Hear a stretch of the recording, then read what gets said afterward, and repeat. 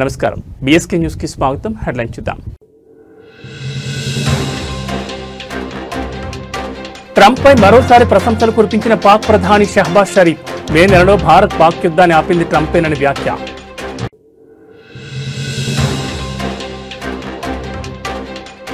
5 రాష్ట్రాల్లో Telangana cyber bureau mega operation 95 కోట్లు మోసం చేసిన 81 మంది అరెస్ట్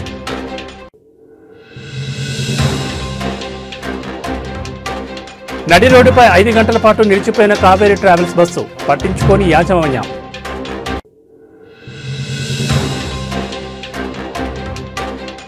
తిరుమలలో భక్తుల రద్దీ శ్రీవారి దర్శనానికి 24 గంటల సమయం తెలంగాణ అభివృద్ధికి ఉమ్మడి రాష్ట్రంలో నాటి ముఖ్యమంత్రులు చంద్రబాబు వైఎస్ రాజశేఖర రెడ్డి అవలంబించిన విధానాలను తమ ప్రభుత్వం కొనసాగిస్తోందని ముఖ్యమంత్రి రేవంత్ రెడ్డి పేర్కొన్నారు. వారి హయాంలో ఐటీ ఫార్మా రంగాలకు విశేష ప్రాధాన్యం దక్కిందని గుర్తు చేశారు. ఐటీ రంగానికి నేదురుమల్లి జనార్దన్ రెడ్డి వేసిన పునాది హైదరాబాద్ అభివృద్ధిలో కీలక పాత్ర పోషించిందని రేవంత్ పేర్కొన్నారు. ఈ మేరకు ఆదివారం హైదరాబాద్ ప్రెస్ క్లబ్ ఆధ్వర్యంలో నిర్వహించిన మీట్ ది ప్రెస్ కార్యక్రమంలో రేవంత్ ఈ వ్యాఖ్యలు చేశారు. కాంగ్రెస్ ముఖ్యమంత్రుల నిర్ణయాలు హైదరాబాద్ అభివృద్ధికి బాటలు వేశాయని రేవంత్ రెడ్డి చెప్పారు. నగరం నాలెడ్జ్ సిటీగా మారిందంటే కారణం గతంలో కాంగ్రెస్ సీఎంలు తీసుకున్న నిర్ణయాలే అని అన్నారు. అభివృద్ధిలోనే కాదు సంక్షేమంలోనూ కాంగ్రెస్ ముఖ్యమంత్రులు తమ ముద్ర వేస్తారని వివరించారు. వైఎస్ రాజశేఖర రెడ్డి హయాంలో వచ్చిన శంషాబాద్ ఎయిర్పోర్ట్, ఓఆర్ఆర్ కూడా కీలకంగా మారాయన్నారు. గతంలో కాంగ్రెస్ హయాంలోనే అనేక కేంద్ర సంస్థలు హైదరాబాద్లో ఏర్పాటయ్యాయని చెప్పారు.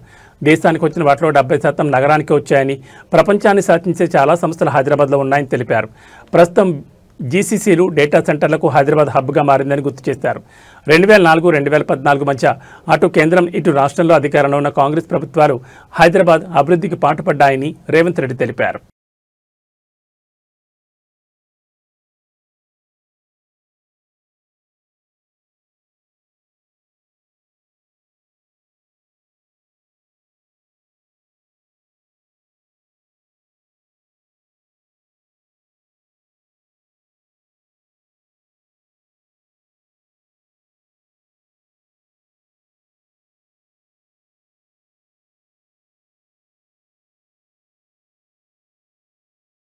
ఇక డీటెయిల్స్ చూస్తే తెలంగాణ సైబర్ సెక్యూరిటీ బ్యూరో దేశవ్యాప్తంగా సంచలనం సృష్టించిన భారీ ఆపరేషన్ను విజయవంతంగా పూర్తి చేసింది.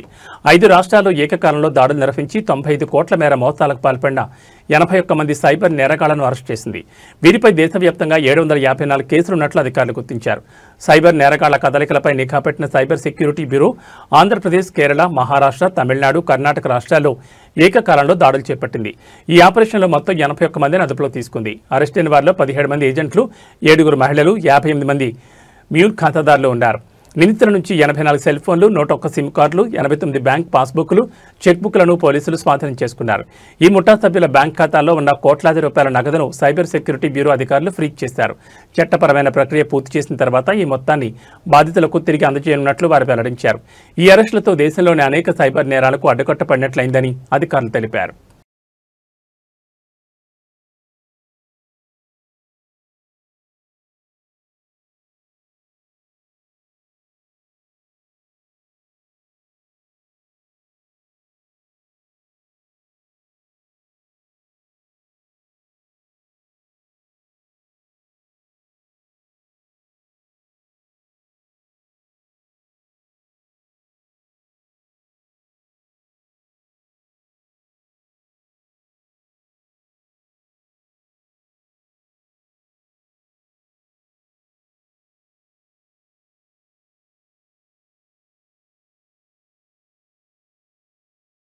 భారత్, పాకిస్తాన్ మధ్య గత మే నెలలో తలెత్తిన తీవ్ర ఉద్రిక్తతలను చల్లార్చి యుద్ధాన్ని నివారించింది అమెరికా అధ్యక్షుడు డొనాల్డ్ ట్రంపేనని పాకిస్తాన్ ప్రధాని షహబాజ్ షరీఫ్ మరోసారి ప్రశంసించారు. ఆయన ధైర్యవంతమైన నిర్ణయాత్మక నాయకత్వం వల్లే కాల్పుల విరమణ సాధ్యమైందని కొనియాడారు. శనివారం అజర్బైజాన్ రాజధాని బాకులో జరిగిన విక్టరీ డే పరేడ్లో ఆయన ఈ వ్యాఖ్యలు చేశారు. తన ప్రసంగంలో షహబాజ్ మాట్లాడుతూ ట్రంప్ జోక్యంతో దక్షిణాసియాలో శాంతి పునరుద్ధరించబడింది, ఒక పెద్ద యుద్ధం నివారించబడింది, తద్వారా లక్షలాది మంది ప్రాణాలు నిలిచాయని పేర్కొన్నారు.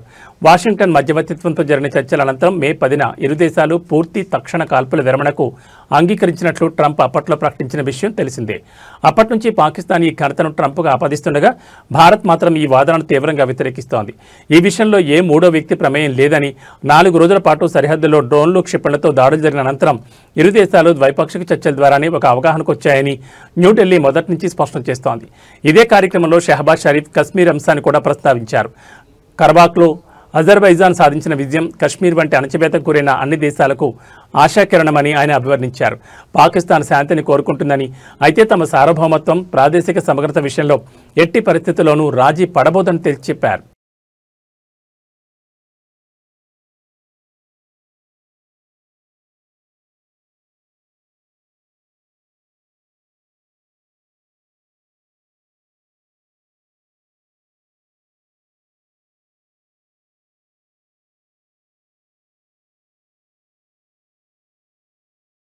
ఎన్డీఏ తరపున బీహార్ ఎన్నికల ప్రచారంలో పాల్గొంటున్న ఏపీ విద్యాశాఖ మంత్రి నారా లోకేష్, కేంద్ర విద్యాశాఖ మంత్రి ధర్మేంద్ర ప్రధాన్తో పాట్నాలో సమావేశమయ్యారు. బీహార్ ఎన్నికల నేపథ్యంలో ఈ భేటీకి ప్రాధాన్యత ఏర్పడింది. ఇది కేవలం మర్యాదపూర్వక సమావేశమేనని లోకేష్ వెల్లడించారు. ఈ భేటీకి సంబంధించిన వివరాలను ఆయన స్వయంగా పంచుకున్నారు. బీహార్ బీజేపీ ఎన్నికల ప్రచార బాధ్యతలు చూస్తున్న ధర్మేంద్ర ప్రధాన్తో మర్యాదపూర్వకంగా భేటీ అయినట్లు లోకేష్ తెలిపారు. బీహార్లో ఎన్డీఏ కూటమి విజయం కోసం ప్రధాన్ అహర్నిశం శ్రమిస్తున్నారని ఆయన కొనియాడారు. గత ఏడాది జరిగిన హర్యానా, ఒడిశా ఎన్నికల్లో బీజేపీ గెలుపులో ప్రధాన్ కీలక పాత్ర పోషించారు. ఇప్పుడు బీహార్లో మరోమారు ఎన్డీఏ సర్కార్ను గెలిపించేందుకు ఆయన చేస్తున్న నిర్మాణాత్మక కృషిని ఈ సందర్భంగా అభినందించారని లోకేష్ పేర్కొన్నారు. మరోసారి ఎన్డీఏ ప్రభుత్వం అధికారంలోకి రావడం ఖాయమని నారా లోకేష్ ధీమా వ్యక్తం చేశారు. ప్రజలు ఎన్డీఏ పాలన వైపే మొగ్గు చూపుతున్నారని, ఎన్నికల ఫలితాలు కూటమికి అనుకూలంగా ఉంటాయని విశ్వాసాన్ని వ్యక్తం చేశారు.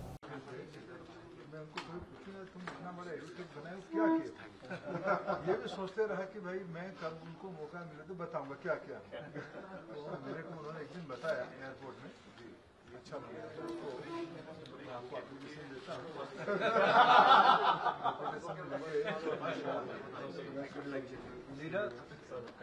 Good thing in the overseas trip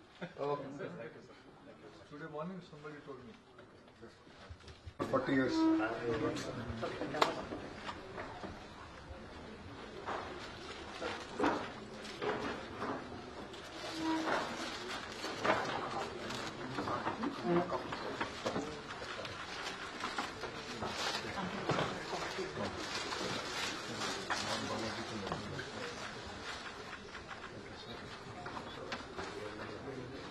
CM साहब का बहुत पैशनेट प्रोजेक्ट है सर, अरकू कॉफी आपको बताया सर। हमारे इसको देखिए कोरापुट में भी काफी बना हुआ है सर। मैंने पाद यात्रा की है सर, इससे पहले कॉफी टेबल दुकान है सर, पहले कॉफी प्रधानमंत्री सर और सर घर के लिए mango sir wait sir thank you. घर के लिए तो मैंगो अंदर के मैंगो से नहीं जा रहा है।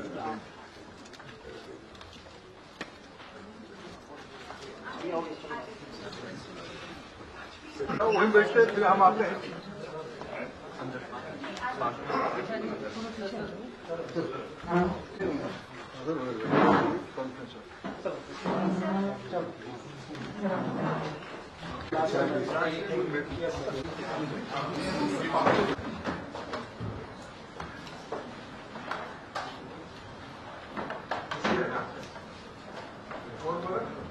हाथ नीचे करना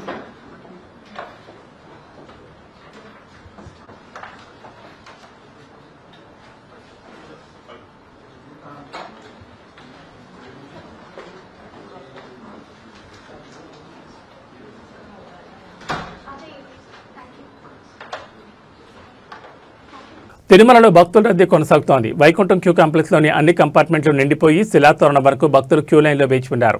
ఇక టోకెన్ లేని భక్తులకు సర్వదర్శనానికి సుమారు 24 గంటల సమయం పడుతోంది. అలాగే నిన్న శ్రీవారిని 80,560 మంది భక్తులు దర్శించుకోగా 35,195 మంది తలనీలాలు సమర్పించారు. ఇక శ్రీవారి హుండీ ఆదాయం 3.22 కోట్లు వచ్చింది. మరోవైపు ప్రఖ్యాత పారిశ్రామికవేత్త ముఖేష్ అంబానీ తిరుమల శ్రీనివాసుని దర్శించుకున్నారు. సుప్రభాత సేవలో పాల్గొని స్వామివారిని దర్శించుకున్నారు. దర్శనానంతరం ఆలయ అధికారులను కలిసి వేద ఆశీర్వాదం తీసుకున్నారు. అలాగే ఇవాళ తిరుమలలో కార్తీక వనభోజనాలు జరగనున్నాయి. పార్వేట మండపంలో ఉత్సవమూర్తులకు ప్రత్యేక స్వప్న తిరుమంజనం అర్చకులు నిర్వహించారు. ఈ కార్యక్రమంలో భక్తులు పెద్ద ఎత్తున పాల్గొన్నారు.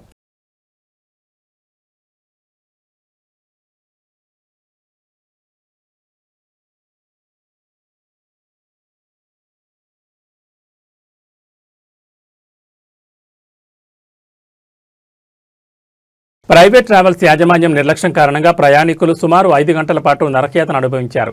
తిరుపతి నుంచి హైదరాబాద్ వెళ్తున్న బస్సు అర్ధరాత్రి నడు రోడ్డుపై ఆగిపోవడంతో మహిళలు, చిన్నారులతో సహా 36 మంది తీవ్ర ఇబ్బందులకు గురయ్యారు. ఈ ఘటన బాపట్ల జిల్లాలో చోటు చేసుకుంది. పోలీసులు అందించిన వివరాల ప్రకారం బి కావేరీ ట్రావెల్స్ చెందిన బస్సు 36 మంది ప్రయాణికులతో తిరుపతి నుంచి హైదరాబాద్కు బయలుదేరింది. శనివారం అర్ధరాత్రి దాటిన తర్వాత సంతమాగులూరు మండలం ఏల్చూరు వద్దకు రాగానే బస్సులో సాంకేతిక లోపం తలెత్తింది. దీంతో బస్సు ఒక్కసారిగా నడు రోడ్డుపై నిలిచిపోయింది. ఏం జరిగిందో తెలియక డ్రైవర్లు వెంటనే తమ యాజమాన్యానికి సమాచారం అందించారు. ప్రయాణికుల ఆందోళనతో డ్రైవర్లను ప్రశ్నించగా చిన్న సమస్యనని త్వరలోనే సరిచేసి బయలుదేరుతామని చెప్పారు. సమస్య పరిష్కారం కాకపోతే మరో బస్సును ఏర్పాటు చేస్తామని నచ్చ చెప్పారు. దీంతో ప్రయాణికులు బస్సులోనే నిద్రకు ఉపక్రమించారు. అయితే గంటలు గడుస్తున్నా బస్సు కదలలేదు. ప్రత్యామ్నాయ ఏర్పాట్లు కూడా చేయలేదు. తెల్లవారుజాము కావస్తున్న యాజమాన్యం నుంచి ఎలాంటి స్పందన లేకపోవడంతో ప్రయాణికులు సహనం నశించింది. ముఖ్యంగా మహిళలు, చిన్నారులు తీవ్ర అవస్థలు పడ్డారు. చేసేదేమీ లేక చివరకు పోలీసులకు సమాచారం అందించారు. వెంటనే ఘటనా స్థలానికి చేరుకున్న పోలీసులు ట్రావెల్స్ యాజమాన్యంతో మాట్లాడి ప్రయాణికులను వేర్వేరు బస్సుల్లో వారి గమ్యస్థానాలకు పంపించారు. బాధితులకు టికెట్ ఛార్జీలను వాపసు ఇప్పిస్తామని పోలీసులు హామీ ఇవ్వడంతో ప్రయాణికులు ఊపిరి పీల్చుకున్నారు.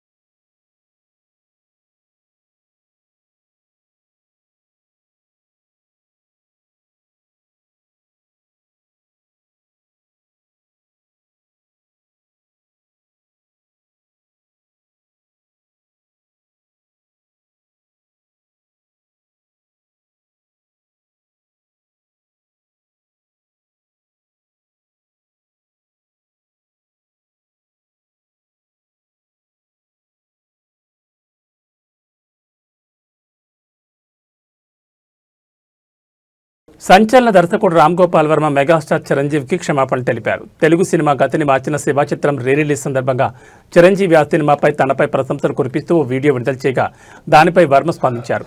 తెలియకుండా మిమ్మల్ని ఎప్పుడైనా బాధపెట్టి ఉంటే నన్ను క్షమించండి అంటూ ఆయన ట్వీట్ చేశారు. చిరంజీవి గొప్ప మనసును ఈ సందర్భంగా కొనియాడారు. అక్కినేని నాగార్జున హీరోగా రామ్ గోపాల్ వర్మ దర్శకత్వంలో 1989లో వచ్చిన కల్ట్ క్లాసిక్ శివ నవంబర్ 14న థియేటర్లో గ్రాండ్గా రిలీజ్ కానుంది. ఈ నేపథ్యంలో megastar Chiranjeevi the punch of Shiva పేరుతో విడుదలైన డాక్యుమెంటరీ వీడియోలో తన అభిప్రాయాలు పంచుకున్నారు. శివ ఒక సినిమా కాదని అదొక విప్లవమని చిరంజీవి అభివర్ణించారు. ఆ సినిమా చూసినప్పుడు షాకింగ్గా అనిపించిందని, తెలుగు సినిమాకు కొత్త బరవడు సృష్టించిందని కొనియాడారు. ముఖ్యంగా సైకిల్ చైన్ లాగే సన్నివేశాన్ని ఇప్పటికీ మర్చిపోలేనని, అదొక కల్ట్ సీన్గా తన మనసులో నిలిచిపోయిందని గుర్తు చేసుకున్నారు. నాగార్జున నటనలోని తీవ్రత, అమల, రఘువరన్ల పాత్రలు సినిమాకు ప్రాణం పోసాయని అన్నారు. ఈ సినిమా నేటి తరం కూడా చూడాలని, అప్పట్లోని ఎంత ఆధునికంగా తీశారో తెలుసుకోవాలని చిరు ఆకాంక్షించారు. ఈ కల్ట్ క్లాసిక్ వెనుక ఉన్న ముఖ్యమైన వ్యక్తి రామ్ గోపాల్ వర్మేనని చిరంజీవి అన్నారు. ఆయన vision, camera angles, sound presentation అద్భుతంగా ఉన్నాయని ప్రశంసించారు. చెన్నైలో సినిమా చూశాక ఆయన అభినందించడానికి పూలబొకే పంపడమే కాకుండా ఫోన్ చేసి మాట్లాడాను. ఆ యువ దర్శకుడే తెలుగు సినిమా భవిష్యత్ అని ఆ రోజే అనిపించిందని చిరంజీవి గుర్తు చేసుకున్నారు.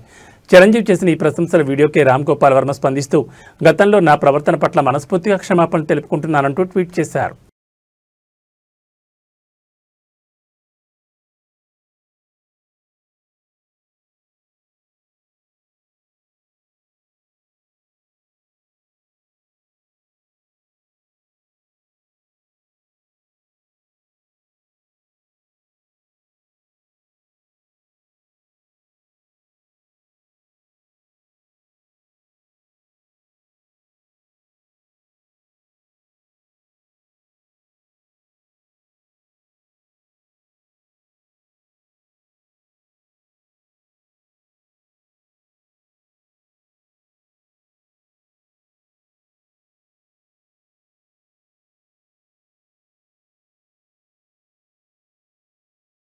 రష్యాలో ఆర్మీకి చెందిన హెలికాప్టర్ ఒకటి కూలిపోయింది. యుద్ధ విమానాల విడిభాగాలు తయారు చేసే కంపెనీకి చెందిన సిబ్బందితో ప్రయాణిస్తుండగా ప్రమాదవశాత్తు ఓ ఇంటిపై కూలింది.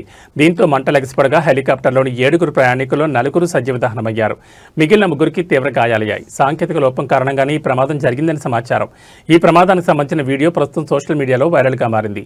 దక్షిణ రష్యాలోని డాగెస్తాన్ ప్రాంతంలో ఈ ప్రమాదం చోటు చేసుకుందని రష్యా మంత్రి యూరోస్లావ్ గ్లాజోవ్ తెలిపారు. ఈ హెలికాప్టర్లో రష్యాలోని కిజ్యార్ ఎలక్ట్రోమెకానికల్ ప్లాంట్కు చెందిన సీనియర్ సిబ్బంది ఉన్నారని ఆయన వెల్లడించారు. కాగా సుఖోయ్ మరియు మిగ్ అటాక్ ఎయిర్క్రాఫ్ట్లకు అవసరమైన గ్రౌండ్ కంట్రోల్ మరియు డయాగ్నోస్టిక్ సిస్టమ్ను క్లిజ్యార్ ఎలక్ట్రోమెకానికల్ ప్లాంట్ తయారు చేస్తోంది.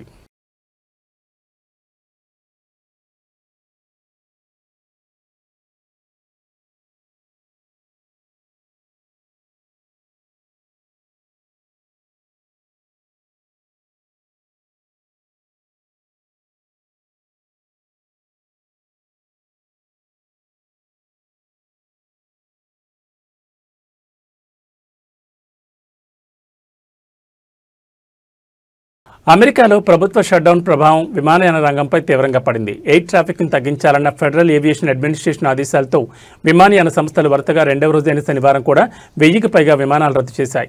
దీంతో దేశంలోని ప్రధాన విమానాశ్రయాల్లో గందరగోళ పరిస్థితులు నెలకొన్నాయి. ఫ్లైట్ అవేర్ వెబ్సైట్ ప్రకారం నిన్న మధ్యాహ్నానికి 1000కి పైగా విమానాలు రద్దయ్యాయి. ముఖ్యంగా నార్త్ కరోలినాలోని షార్లెట్ విమానాశ్రయంలో అత్యధికంగా 130 విమానాలు రాకపోకలు నిలిచిపోయాయి. అట్లాంటా, చికాగో, డెన్వర్, నెవార్క్ వంటి ఇతర ప్రధాన ఎయిర్పోర్టుల్లో కూడా ఇదే పరిస్థితి కనిపించింది. న్యూయార్క్ నగర పరిసరాల్లోని విమానాశ్రయాల్లో సిబ్బంది కొరత కారణంగా విమానాలు ఆలస్యంగా నడిచాయి. షట్డౌన్ కొనసాగితే రానున్న రోజుల్లో రద్దయ్యే విమానాల సంఖ్య మరింత పెరిగే అవకాశం ఉందని అధికారులు హెచ్చరిస్తున్నారు. ప్రస్తుతం 40 విమానాశ్రయాల్లో 4% విమానాలు తగ్గించామని, మంగళవారం నుంచి ఈ సంఖ్యను మరింత పెంచి శుక్రవారం నాటికి 10% చేరుస్తామని FAA తెలిపింది. షట్డౌన్ కొనసాగి మరింత మంది ఎయిర్ ట్రాఫిక్ కంట్రోలర్లు విధులకు దూరమైతే మరిన్ని కోతలు విధించాల్సి వస్తుందని రవాణా శాఖ కార్యదర్శి సీన్ డఫీ హెచ్చరించారు.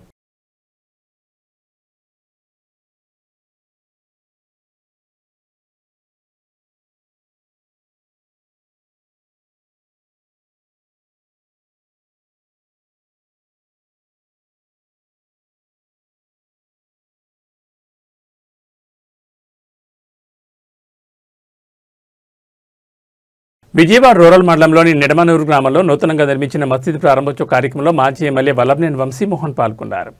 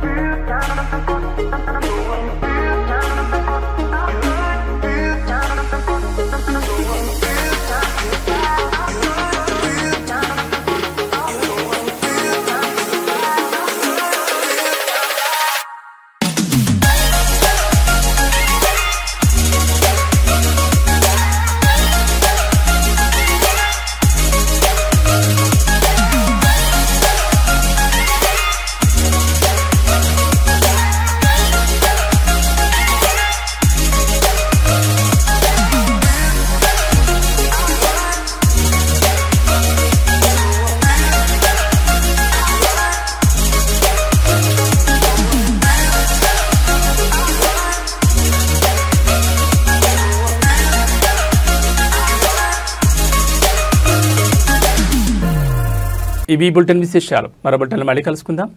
నమస్కారం.